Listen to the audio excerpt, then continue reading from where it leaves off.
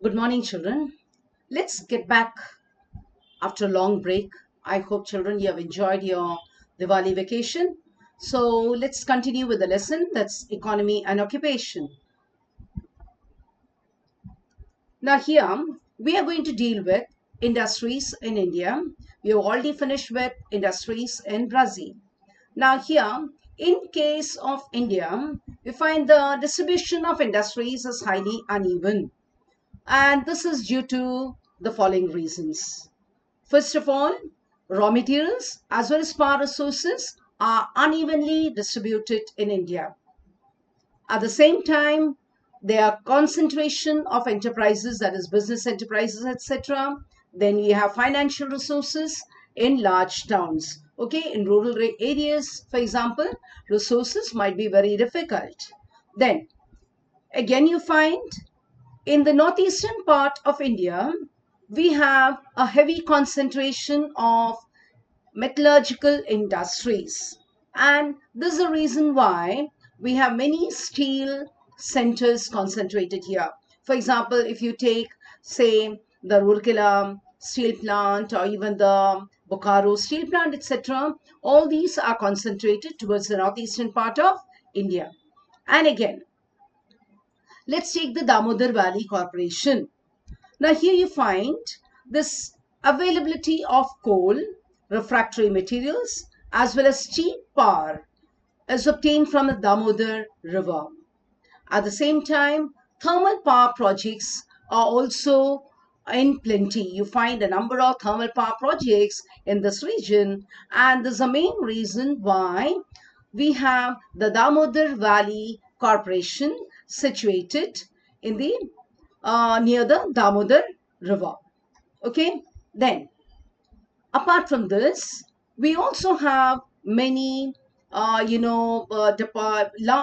a large deposit of copper is found in Rajasthan. Apart from that, lead and zinc are also in plenty here. Karnataka is famous for its steel industries, manganese, and aluminium. And Tamil Nadu has aluminium metal industries.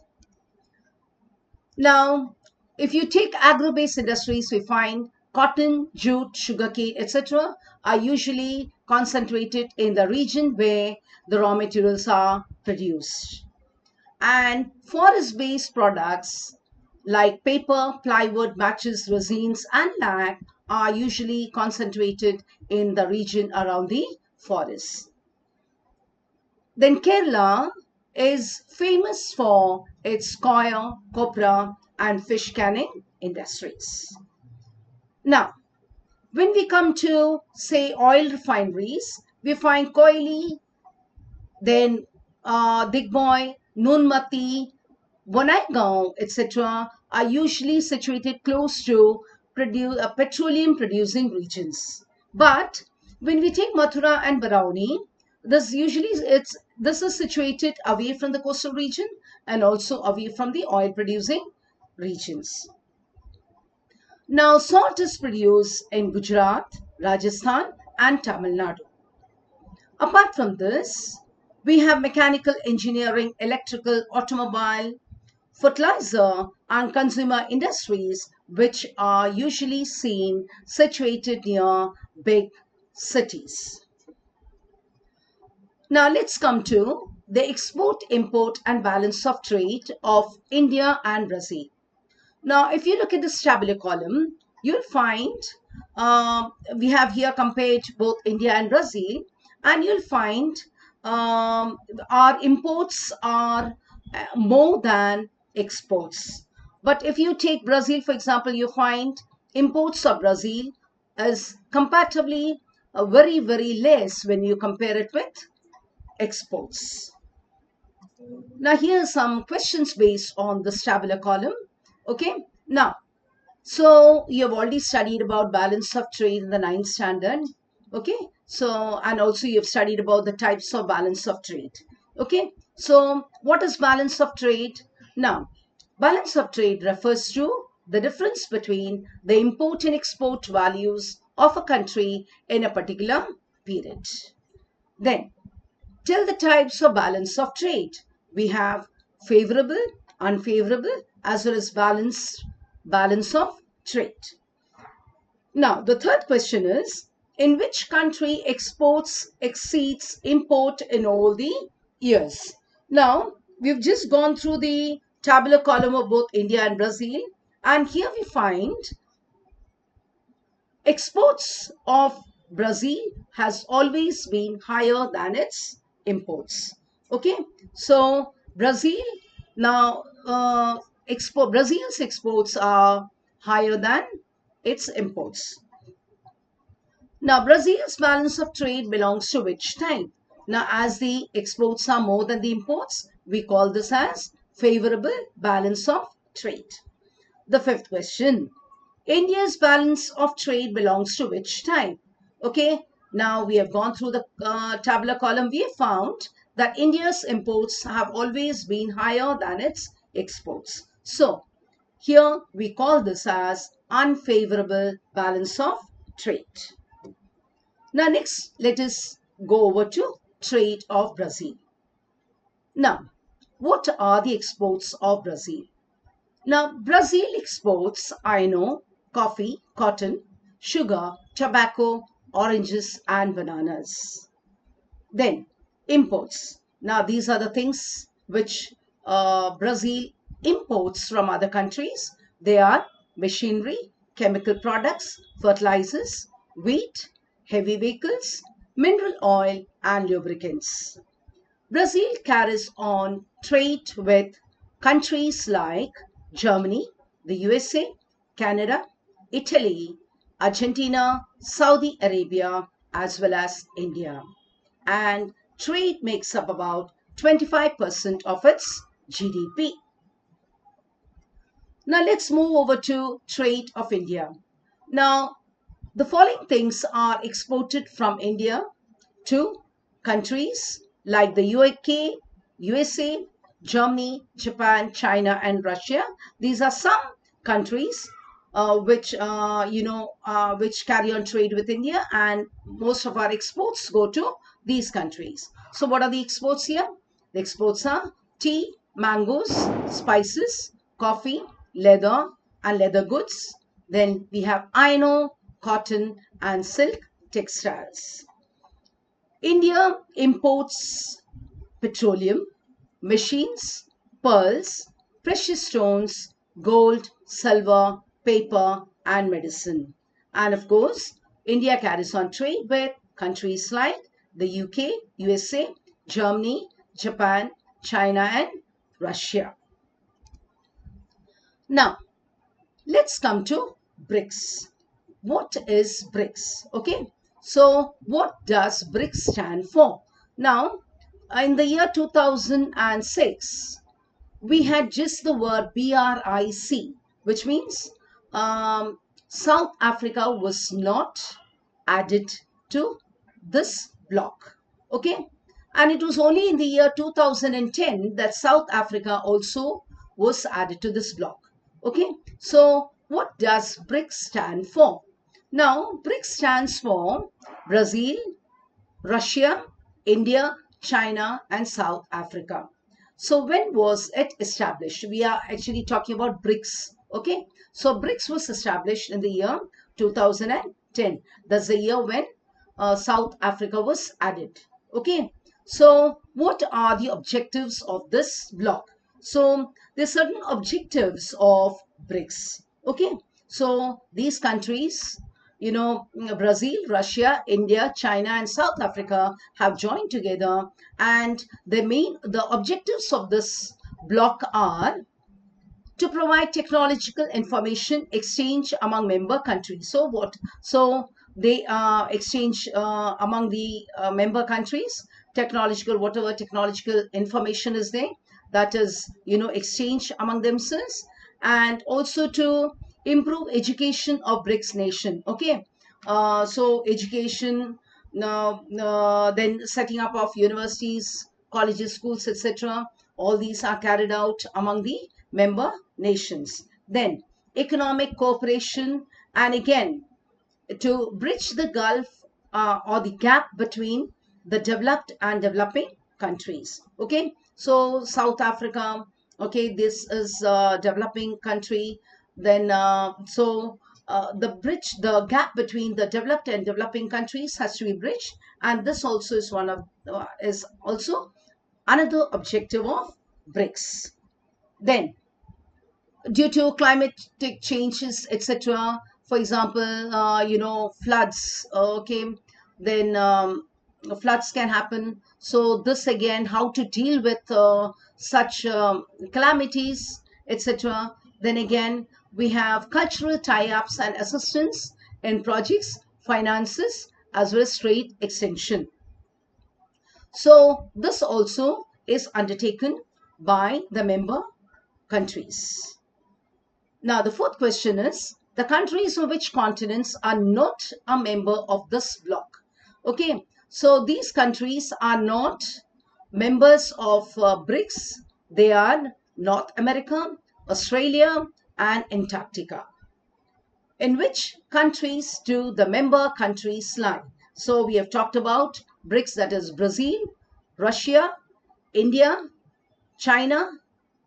Okay, so then again South Africa, etc. So all these are countries in the continents of Asia, Africa, Europe, and South America. Okay, so I hope children you have understood what BRICS stands for. Okay, now let's continue with trade and ties between India and Brazil.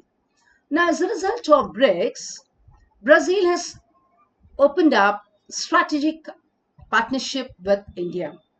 And as a result of this partnership, both the countries have, agreed to carry on bilateral investments among themselves. Okay, so India has set up many industrial centers in Brazil, and India has also invested a lot of capital in IT sector. Then we have medicines, pharmaceuticals, then we have energy, agriculture, then mining, engineering, and auto sectors. So Indian companies have set up industries, you know, and also it has invested a lot of capital in all these sectors. And at the same time, Brazilian companies have also invested, in India, it has invested in automobiles, IT, mining, energy, biofuels, and footwear sectors. So, as a result of bilateral, agreement, both the countries have agreed to invest their capital in all these sectors. Now, next is taxes. All of you know, children, that taxes are a very important part of trade as well as economy of any country. Okay, and India has switched over to GST. Okay, and as a result of GST, we have one tax all over the country on various commodities and services. So, through GST, it aims towards one tax throughout the country on all its commodities and services. Britain too has adopted its this system in the year from the year as such, say 1984. Okay, then like in India, in Brazil too, we have GST on which has on various slabs. Now, here is a graph which shows the export and import in million US dollars of goods which are imported from Brazil as well as exported to Brazil. Okay, so on the x-axis we have the years, and on the y-axis we have the in million in million US dollars. Okay, so the pink line shows you the pink graph as such. Okay, that's line graph. Okay, that shows you the import from Brazil, and the blue line shows you the export to Brazil. That is the money, okay, that India has gained through export to Brazil. Okay. Now, so here are the questions. In which year the value of exports to Brazil exceeded the imports from Brazil? Okay.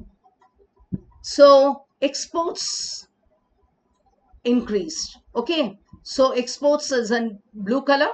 Okay. So you'll find more than, see, here this is the import, exporters here again 2010, then we have 11. Okay. But 12 it has come down.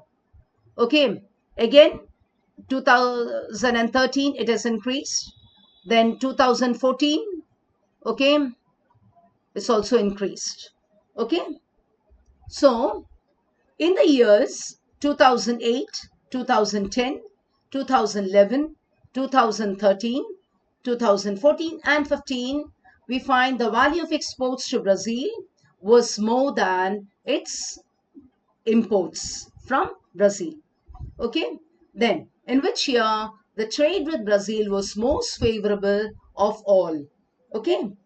So, most favorable. Okay. Look at this. So, you have exports and imports. Okay. So, import is less than export. Okay. So, in the year 2013, we find India's trade with Brazil was most favorable. Comment upon the balance of trade in the year 2013. Okay. Now, in the year 2013, okay. Now, this is 2013. Okay. This is import. Okay. And this is export, is more than 6,000, okay, million US dollars, and this is more than 3,000, okay, 3,100. Okay. So in the year 2013, now 3,100 million US dollars worth of goods were imported into India, and goods worth 6,200 million US dollars were exported. Okay. So our exports were more than imports, and hence we find in the year 2013 our balance of trade was favorable. From which year the value of exports to Brazil have exceeded the value of imports from Brazil. So, from the year 2010 to 2015, except for the year 2012, our exports have been more than its imports. Okay. So, children, I suppose you have understood this graph. Okay. Be very careful. Okay. While going through the graph. Okay. um, we have finished with this lesson. Okay. In the meantime, go through go through the lesson very, very carefully. Okay. And we'll continue with this, okay, in the next session. Till then, thank you.